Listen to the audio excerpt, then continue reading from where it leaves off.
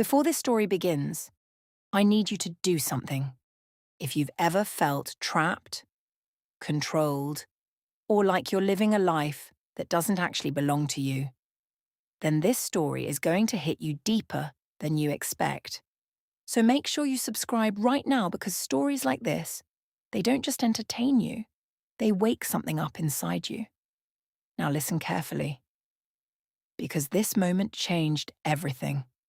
His fingers brushed against mine under the table, and it was such a small thing, so simple, so quiet. But the second it happened, something inside me lit up. A warmth traveled from my hand, up my arm, straight into my chest. And I remember thinking, why does this feel like the first real breath I've taken in years? I looked down. His fingers were resting lightly against mine, not forcing, not pulling, not claiming.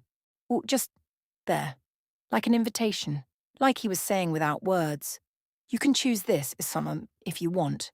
When I finally looked up, Jake was already watching me, calm, patient, understanding, like he could see the nervous storm inside me and wasn't trying to control it, just giving me space.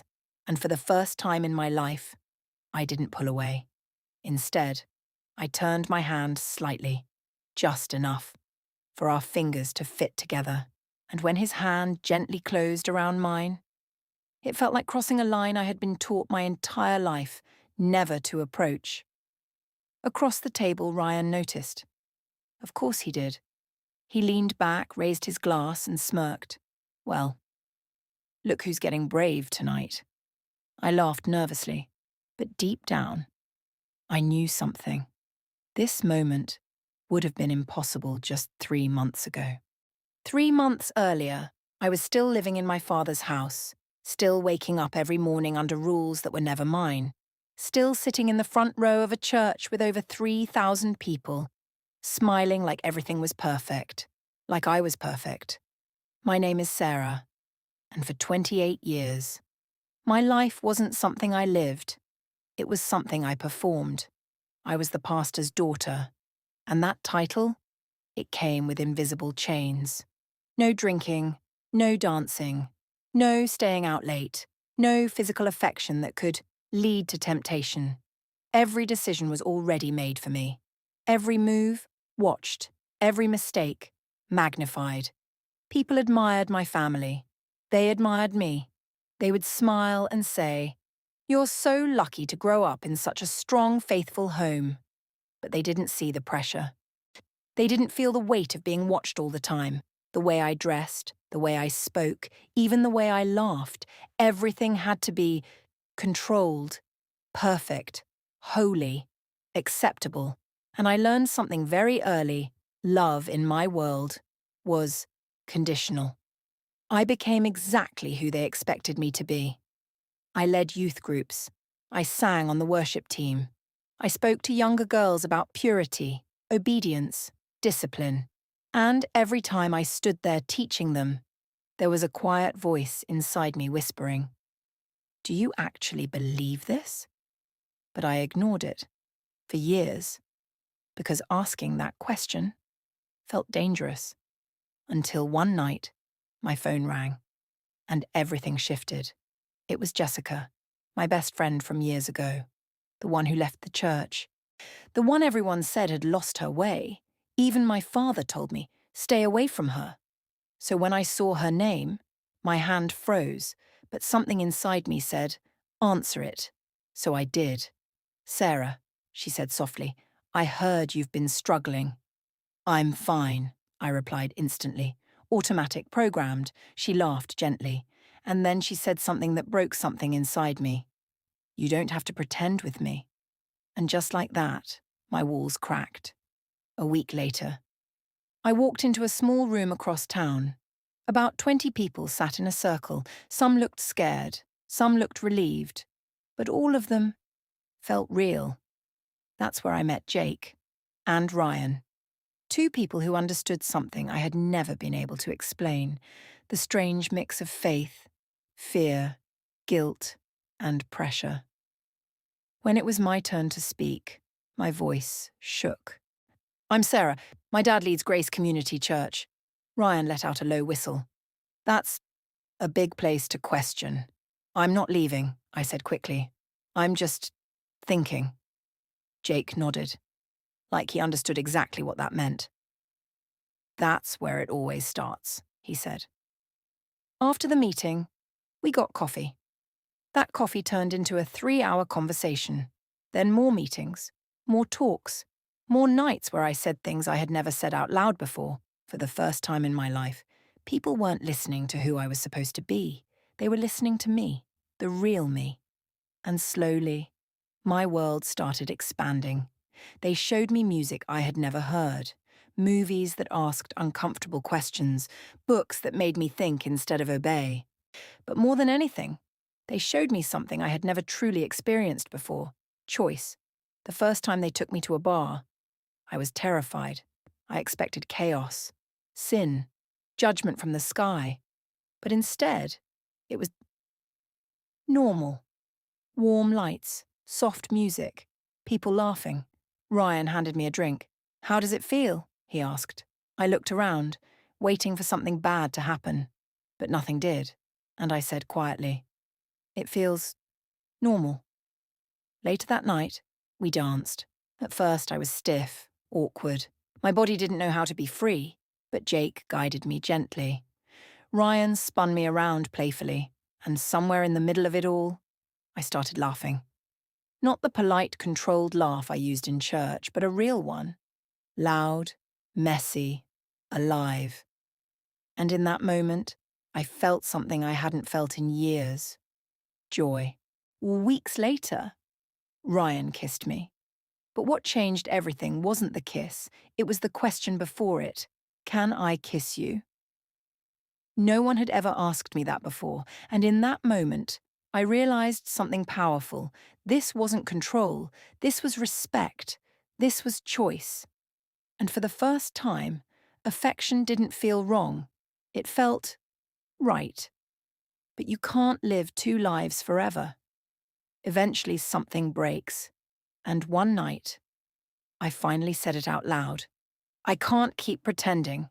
Ryan looked at me and said, "Then don't." Simple, but powerful.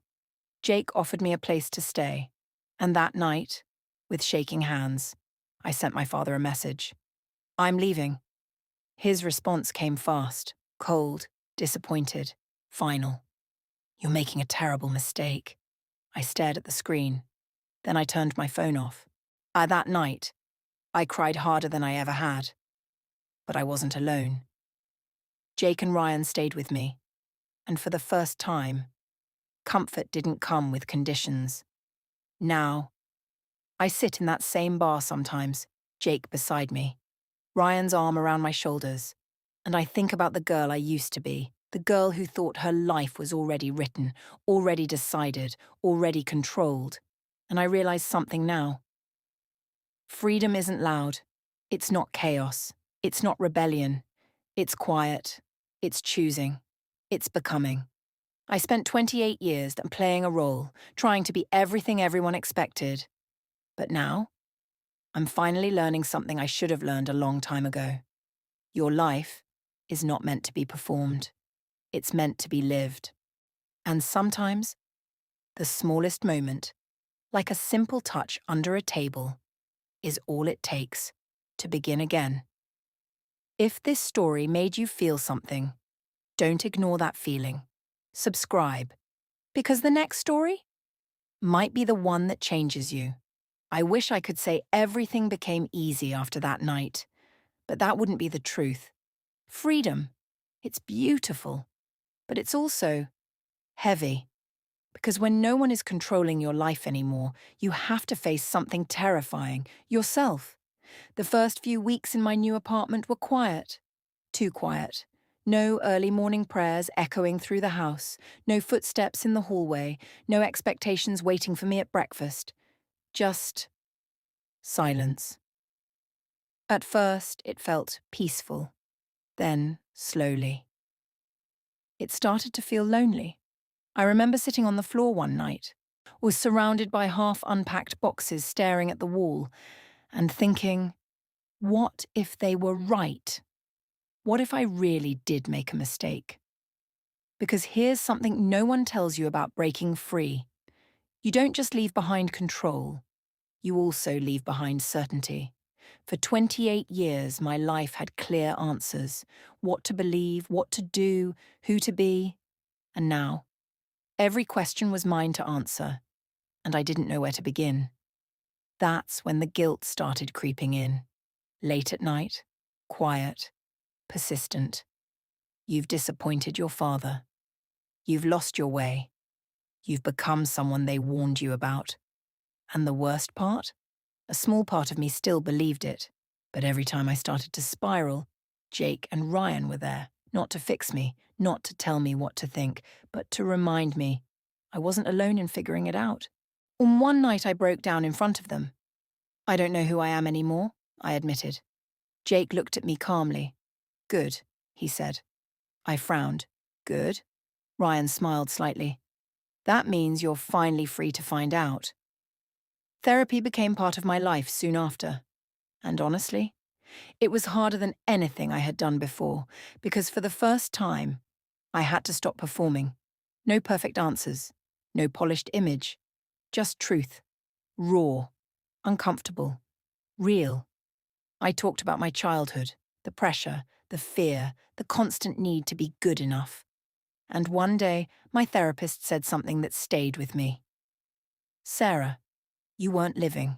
You were surviving expectations. That sentence hit deeper than anything. Things between me, Jake, and Ryan, they changed too. Not in a dramatic way, but in a real way. We talked more honestly, set boundaries, asked difficult questions, because this wasn't just about escaping my old life anymore, it was about building a new one. And that required something I had never truly learned before. Emotional responsibility. Not just feeling things, but understanding them, owning them, communicating them. There was one night I remember clearly. We were sitting together quieter than usual, and I asked something that had been sitting in my chest for weeks.